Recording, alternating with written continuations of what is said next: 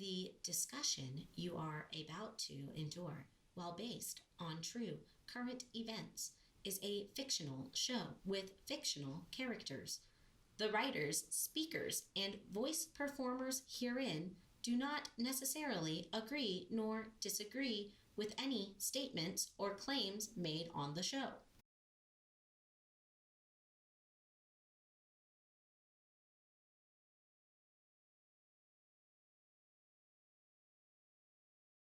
What your initial question was, at what point do you call the Right. police?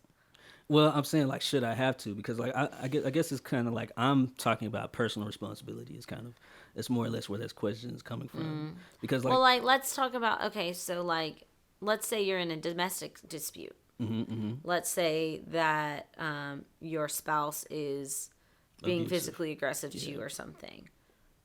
When do you feel that it would make sense for you to report that to law enforcement? Okay. Now, as a guy, obviously, I'm gonna have a different vantage point. From a guy's perspective,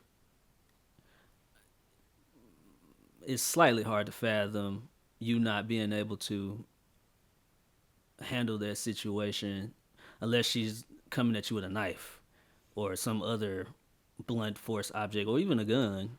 You know, I heard cats getting shot at before. I pray I never have to deal with no stuff like that. But, um, you know, I think that's more of a male culture question as opposed to a process question because, like, in theory, you would want to flee. I don't know that we are taught to be like, okay, call the cops on your Well, girlfriend. let me explain to you from my perspective then, I Right. guess. I know that there's a process that you have to go through if you want protection from police. Say you want to file a protective order, Yeah, restraining order. restraining Yeah, order, yeah, right? yeah. You have to have evidence and proof that this person has been an endangerment to you. Mm-hmm. And so, if you are in, especially like a long term situation, let's say that you're like married, you share finances, all this stuff, whatever. If you want to somehow prove that this person is an endangerment to you, then you have to have record of those things that have happened. So, So when things do get bad, at some point when you know that you're planning to leave anyway, you mm-hmm. have to start calling police and getting them involved just to have a paper trail record Mm-hmm. for proof later in your case that, hey, this has been going on. Mm. Because, like, okay, for instance, maybe I shouldn't get into No, this. I think the audience can definitely draw some conclusions, Yeah. and I'm sure personal experience Yeah. definitely. Like I will say that is I am fully aware that it's a lot different from women than it is for men to deal with domestic disputes, domestic violence.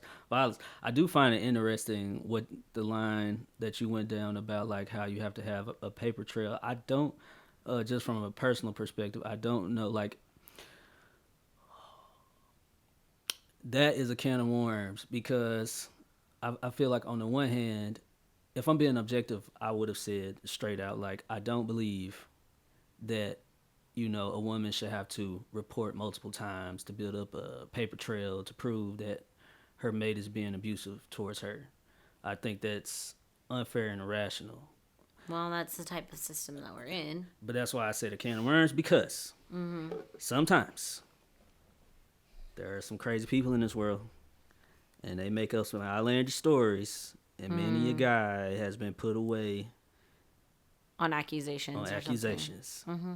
And so it's like, on the one hand, I strongly condemn, but then it's like you have those very, probably maybe few situations where, the system is weaponized against a more or less innocent person. Because I'm sure, like, I don't necessarily think that either side doesn't do anything to drive the other side crazy. Like somebody did something to drive somebody crazy. Like nobody. Unless somebody is just crazy. Well, that's also true. Because there are people that, without being provoked, will act a certain abusive way or Well, whatever. I sure hope. I hope you see the signs before you get involved. Yeah. Sure, you Well, see the I just thought signs. it was important to talk about in case there are people dealing with those Right. situations to No, know that absolutely. if things are happening, you should get some sort of records of them happening. Oh, yeah. I got to a point where if we were ever in an argument, I would try to turn the camera on my phone, or I would try to turn the record button on or something to try to make sure if something happened, I had some record I of just it. think that's a sucky situation. It is, but So why once you reach the thought to be like, you know what, I'm gonna record this, you just then walk away. I didn't have that option. I hate when I hear. Let me explain it to you. Have you ever heard of like false imprisonment, or where people like they don't want you to leave a situation, so they take your keys, or they stand in your way, or there were times where my ex parked his car in front of mine so I wouldn't be able to drive anywhere. I feel that. So I'm a slick. I know of a situation where a woman, I guess she been in between. Either way, she had children already, but she was with a boyfriend, I suppose, and her son told me that basically he noticed that he was being abusive, and he wished he was older. The father was, No, or the husband, the boyfriend. or whatever. The boyfriend okay. was being abusive, and he wished that he could have been older so he could beat him up. Right. But his grandma, I think, well, not his grandma, his mom, he said that he had talked with her, and then they had plotted to leave. So one day, when he went to work, that's when she took them and bailed. Right, That's right. what it is. So I'm like, And where did they go though? Like, how did they escape that? they just left. Because that was the hardest part for me, was we didn't live together, so he would know where I lived. So even if I did escape him, he had times before been outside of my house. Well, I see what you're saying. So it Knew was where I worked, could have shown up at my job, those sorts of things. Oh, When I see. That's when you are in a deep relationship with someone, they know all this stuff about you. So Yeah. unless you have somewhere where you can go that you know you're safe, that they don't know about. So what about, like, I mean, the only things that come to my mind, obviously, would be like your parents' home, or Well, they know where that is too. yeah, well, but I mean, but your parents is there, so Yeah. you don't trust old parents. I wouldn't want to bring that drama on them. Hey, And not only that, but my parents don't always have. Well, my dad has room for me. My mom doesn't have room for me. She lives in a 1-bedroom. if I had a daughter and she showed up to my house and said, I got this crazy boyfriend, hey, you best believe. No, if I didn't- know, I but didn't have a shotgun. you don't want to be a burden to people. Nah, look, my daughter's my daughter. I daddy. understand that, but she I'm probably daddy. don't want to bother you. Nah, I'd be more mad that she didn't tell me. Yeah, And well, then we got problems. right. But we gonna help her resolve her problem. Then we need to work out ours. We going on a road trip. We're gonna talk about it. But yeah, But yeah, I mean, not everyone has those options. Not everyone has their parents still. that's You also know. true. But I feel like, hey, I mean, not to say that I was a bad guy, but I did have a girl tell me one time that if I did her wrong, she would get a friend to beat me up. Yeah, girls say that a lot. I mean, I don't know who she knows. Speaking of which, this one guy owes me some money. You want to go help me beat him up? You want to go beat somebody up? That's funny. Oh man, I You for keep real, telling. for We'll talk about that off air. Okay. Yeah, you're right. It's pretty incriminating. Oh, anyway, no. But yeah, no. I mean, as far as it goes with women, and especially when children are involved, or when it's a household where you share income, because it's a huge thing that people will abuse you financially, or they will use their finances as a leverage to control you or keep you stuck in a situation. I know, like, especially when we were talking about earlier, the stay-at-home mom thing, if you don't have a job in your own finances and your husband becomes abusive and he holds it over you, the fact that, he's your bread and butter and you can't survive without him, then that's why a lot of women stay in those situations, because they don't feel that they have other options, because they don't have their own bank account, or because they don't have separate assets. And so I know we got on that topic the other day of, why would you not want to just stay at home? Right. Because if I did that, I would have to have a secret stash of cash somewhere in some other bank account or something to at least know that if something went south, I could escape. See, I hope with all my hope I could possibly have that, you and others can find a relationship where that's not a default thought. Like, if something goes south, like, to me, that should be the least of a person's thought. Like, Well, I but get you're what a you're saying. man. What I mean, does that it's have the to do with same thing anything? as like, so no, you've seen those, like the surveys that they do where it's like, what is your biggest fear about online dating? And men are like, oh, that she's not going to look like her pictures or she's going to be overweight or blah, blah, blah. And women are like, I'm just scared that I'm going to get murdered or raped or something. And so it's hard to say like, oh, a girl shouldn't enter a relationship with an escape plan from the get-go because we have to, because what if like I especially if you're a girl that's dealt with something like that before, you're gonna have to have an escape plan just in case. He could be the nicest guy in the world, but you never know what people are like at home. I I I hear that. I hear it, and it's like, out of all the brothers I've met in my life, and I've met a bunch of different types, obviously, you know. I would say that the audience or the crowd that's that way is few in comparison to those that's just normal. You know, I'm like, I was able to be in the martial arts, and I'll put it this way, like, because what I'm about to say may or may not be an agreeable talking point, but it's kind of like they say, you start developing into who you are for the rest of your life, like, in your teenage years, et cetera, et cetera. So I guess what I'm trying to say is, like, people that exhibit those type of aggressive behaviors usually show them, like, 15, 16, et cetera, and they continue that until like their 20s, 30s, and so on, until they're stopped or something like that. So anyway, again, I think at the crux of what I'm trying to say, I'm like, how many? That's the question. How many of your sisters do you feel like deal with guys who are going to do the things that this survey say that y'all are worried about?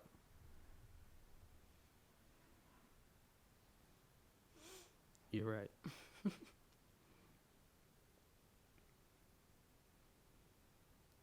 I don't have an exact statistic, I but mean, I think it's very common. say between you and your friends, like, out of the past. If I were to If you would give a percentage, how many of the guys you or your friends have dealt with where did they actually exhibit that type of behavior? That you unwillingly, and I would add, unwillingly put yourself in a situation. I would just say that in my group of friends, almost every single one of them have had an altercation with the man where the man has been abusive, either physically or emotionally towards them. But that's from the relationship perspective, right? Right. So, but I'm saying the statistic says, like, when you go out, you worry. Then we're changing back. Okay, but that's for like the past conversation where we were talking about relationships. But as far as like, yeah, going out and meeting someone for the first time or whatever, like the online dating thing, that is a little bit different because most of the times those types of crimes that women are scared of on dating, those happen with people that you know. Most of the times when women are raped or murdered or anything happens to them, it is usually someone that they know. It is usually a relationship or a friendship or like a relative that happens between. I guess what I'm trying. First of all, I agree with the logic and the rationale that once is too many. That being said, though, I'm just like, for it to become this great fear that I or any of my brothers or guys that I consider friends over my life would be in that group, just automatic blanket. Like, you never talk to me or my friends, then you like, he might be one of them dudes who might rape me. I think that's wrong. I would rather be safe than sorry. I mean, it's not funny. Like, it really is like a hard thing to talk about because I know so many people that so many things have happened. I mean, we know someone who has someone that was literally murdered by her boyfriend or husband. And so, I mean, Yes. that to say that, like, I have a number of friends that have been in situations where it was a violence against women or whatever, however you want to describe it, various things that have happened to them. It is a common occurrence. And I don't think that it's wrong for them to be safe in those situations. I'm not saying to not be safe. I'm saying making the assumption. Well, it's not an assumption. It's a fear. It's not an assumption. There's a possibility that this could happen. I'm scared. Yeah, but I'm saying like that to me is, and really to a lot of males is like, that's just like, we know that if you affluent or you have money and you drive up to a gas station, somebody might rob you. Like, we aren't thinking like, oh, this guy, I see him, he might rob me. Like, I'm scared. Like, I'm not gonna rob my car, or the next 15 dudes I see is gonna rob me. Like, we ain't thinking like that. Why? Why should we think like that? For safety, so that you're aware of the things around you. Yeah, but I mean, maybe we just experience the world very differently. I think that somewhere the culture has driven that idea, because like, I guess what I'm trying, like, for me, my godmom never expressed that type of fear, if that makes sense. Like, actually none of the women in my family ever really expressed. Well, it's not really something you talk about. I can't find my expressed- chapstick. What the world? It was just in my pocket. Oh, did you lose it? Did you lose it? Yeah. Hold up. I probably fell on the couch somewhere. Oh, well. Anyway, sorry. Yeah, so it's not really something that people talk about, and maybe they should talk about it more so that people realize how aware they are. But I mean, you can ask any woman what she does to make sure that she's safe or doesn't get attacked, and she's gonna name off things, and men are like, oh, we never even think of that. Exactly. I think that's indicative of the fact that I would argue the majority of us aren't out to get nobody. I feel like that is a niche of the group, as it is, like, to me that's the same, and the methodology is completely different. The motives are entirely different, but that's just like me saying all women are gold diggers. No. Yeah, it is. Like, no, it's not. Because I'm not saying that all men are murderers and rapists. I'm just saying that there's a potential. There's a potential. I mean, it's just like every day that you walk outside, there's a risk that something can happen to you. Yeah, I mean, when fall. so like simple things, like when I pump my gas, I keep all of my doors locked to make sure no one can jump in from the right-hand side and steal my car. When I go for a walk, I make sure that I'm aware of my surroundings and I don't have both my headphones in, so that if someone comes up to try to grab me, I can hear them. Right. I agree with you to the extent of just being general safety, but to direct that energy at primarily men, I think is a little unfair. Like, what I'm saying to you is, I feel like if I get robbed by anybody. Yeah, anybody. Like, it'd be a crackhead woman. Okay. It could happen. You know what I'm saying? Okay. Or it could be a pair of people. It could be a group but of people. But most crimes against women happen by men. That's all I'm saying. Most crimes against anybody happen by men. Right. So that's why we think that way. And it's not that we're accusing everyone of that. We're just, I mean, especially when you meet a stranger, there's always a potential that they could be a bad person. Yes, but So you if keep you a certain wall and distance from if people. you I mean, saying that towards everyone, I agree. But to cast that stigma on just any random guy, I think is a wee bit unfair. That's what I'm saying. I'm not even saying it's yeah, but misplaced we are or talking about misguided. relationships and dating, so it's Right. like I'm not worried about. I mean, I might date a woman, but I'm I not get that. thinking that like, oh, this woman is gonna, you know, do all these bad things to me. Probably because more so I see that like, at least as on a physical aspect, we're probably more matched at physical ability than I am with a man. I feel like, especially because so many men are a lot taller than me, it's easier for me to be overpowered by a man because I don't have the same strength and things to like fight them off if something were to happen. You know what I mean? I mean, I agree. I agree. Like I say, it's. I think that's part of the problem. To have this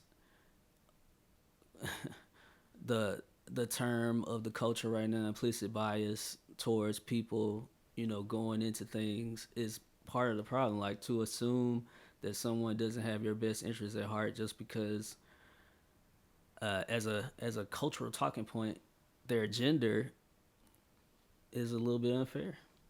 Well, it's not that we're assuming that. It's just that there's a chance You, that could be. I mean, well, all of everything's a y'all, chance to be. especially if we're talking about online dating, all of y'all want one thing. Everybody, That's what online dating is about. Point blank, period. but I don't care who you are, what you say, or what website you're on. right. You trying to get in somebody's pants, do something. Ain't that what everybody there for? Right. So So if you both gotta sides are there for realize that, that you can be there for that. And then what if you don't hit it off and you realize you don't want that? How do I know that man's not going to force himself upon me? If I already know that that's the initial thing that he wants in that situation. So yeah, you are going to we go out with a certain type of caution. see. That's because I do have a slightly differing view, and I'm gonna frame it in this way. Like you are right that you should be concerned, but I do feel more or less like it's on you for putting yourself in a situation. To me, it's no different than me jumping on an online dating site, and then I hook up with this girl, and she has a STD of sorts. Right. I mean, it's not her fault. Right. It's me for being reckless and me not, vetting my Well, sources. right. And so that's why I think too, like when you are in an instance of like dating or something, that it's important to be cautious at first and have certain walls up and, like get to know that person before, say, jumping to whatever all the people on Tinder are trying to jump to. Yeah, I mean, I'm just But I mean, that's the same in any situation, even just with like your friends or who you hang out with or whatever. You want to make sure that the people you're spending your time around have similar goals or interests or on the same page with you. You don't want to be around people that you can tell something's kind of weird about them or they like, seem a little aggressive sometimes. Like, I don't know. well, some people like aggressive. I don't know. I'm just the core of it. Just the core of it. I don't like women bashing. I don't like man bashing. Like I've never liked when certain generalizations have been made about really any group. My angst comes from when groups impose upon other groups. That's where my Like angst comes what? from. Like even from a male perspective, like I have to slow things down when it's like, yo, you know this group or that group is going, for instance, and then Going what? oh, you're not familiar with that term? Like going to a party? No, Oh, going. I don't know what that means. Going is an urban term that basically means the person don't have to, but like it's like going steady. It's just a short form of like going steady, quote unquote. Same type Wait, of what does that have to do with a group? I'm confused. like. Tell me the I'm story. saying no. Like it's like this. Like you trying to talk to this female you seen, and then like your homie got intel, maybe because he know a friend, so he like, bro, like say for instance, your friend paints you as a good guy. So he like, bro, you might not want to do that because she going. I don't That get that it. means I that don't means get listen, it. I'm trying to educate. That means that your friend probably knows that she gets around quite a bit. And he trying to help you out because he know you don't. And he knows that by you messing with her, she probably Right. not too good, quote unquote. Now it could It is just so cryptic the way you explain things sometimes. it's cause I'm gonna be trying to get All right, so thanks for listening. This has been Night Shift with Courtney Sage. and Frank Hughes. All right, we'll see y'all later.